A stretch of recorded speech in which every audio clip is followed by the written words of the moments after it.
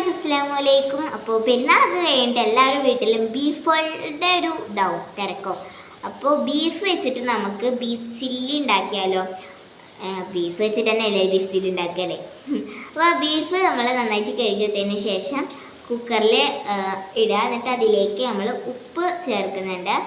നമുക്ക് ആവശ്യത്തിനുള്ള ഉപ്പ് ഇട്ട് കൊടുക്കുക.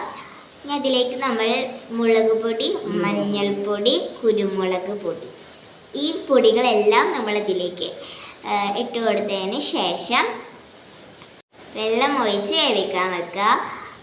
ഞാനത് വെള്ളം ഒഴിക്കണമൊക്കെ കാണിക്കുന്നുണ്ട് കേട്ടോ. ഇതാ വെള്ളം ഒഴിച്ച് നമ്മൾ നന്നായിട്ട് വേവിക്കാൻ വെച്ചതിന് ശേഷം വേവിച്ച പരുവം ഞാനിത് കാണിക്കുന്നത്.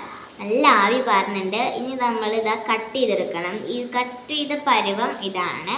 എന്നിട്ട് നമ്മളിത് അങ്ങനെ ഒരു പാത്രത്തിലേക്ക് മാറ്റിയിട്ട് അതിലേക്ക് നമുക്ക് കുറച്ചധികം ഇൻഗ്രീഡിയൻസ് ഇടാനുണ്ട്. മുളക് പൊടി, മഞ്ഞൾപ്പൊടി, ഇഞ്ചി വെളുത്തുള്ളി പേസ്റ്റ് ഉണ്ടാവില്ലേ അതും, പിന്നെ ഗരം മസാലപ്പൊടിയും ചേർത്തിട്ട് ഒരു 2-3 ടീസ്പൂൺ നമ്മളുടെ കോൺഫ്ലവർ ഉണ്ടാവില്ലേ അതും ഇട്ട് കൊടുക്കുക. 2-3 ടീസ്പൂൺ കേട്ടോ. അതിന് അളവ് അത്രയാണ്. 2-3 ടീസ്പൂൺ കോൺഫ്ലവറോട് ഇട്ട് കൊടുത്തതിന് ശേഷം അതിലേക്ക് കണ്ടോ, നിങ്ങൾ കണ്ടില്ലേ എത്ര ടീസ്പൂൺ ഇട്ട് കൊടുത്തതെന്ന്.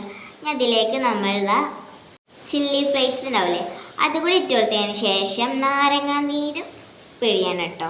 ഈ നാരങ്ങ നീരും പിഴിഞ്ഞ ശേഷം നമ്മൾ നേരത്തെ ബീഫ് വേവിക്കാൻ വെച്ച ആ ഒരു വെള്ളം അതിലേക്ക് ഒഴിച്ചെടുക്കുക. അതിലേക്ക് നമ്മൾ കളർ വെള്ളം കൂടിയും ഒഴിക്കുന്നുണ്ട്. നമ്മൾ മിക്സ് ചെയ്ത് വെച്ചതില്ലേ കളർ വെള്ളം കൂടി ഒഴിച്ചിട്ട് നമ്മൾ കളർ വെള്ളം കൂടി ഒഴിച്ചതിന് ശേഷം നമ്മൾ 1 മണിക്കൂർ നേരം റെസ്റ്റ് ചെയ്യാൻ വെച്ചതിന് ശേഷം നമ്മൾ പൊരിച്ചെടുക്കുകയാണ്. പൊരിച്ചെടുക്കുമ്പോൾ കളറും മണമൊക്കെ നോക്കൂ. അപ്പോൾ ഇതാണ് നമ്മൾ ബീഫ് ചില്ലി ഉണ്ടാക്കുക. എത്ര സിമ്പിളാണ്. ഇഷ്ടപ്പെട്ടാൽ ലൈക്ക് ചെയ്യുക, ഷെയർ ചെയ്യുക, സബ്സ്ക്രൈബ് ചെയ്യുക.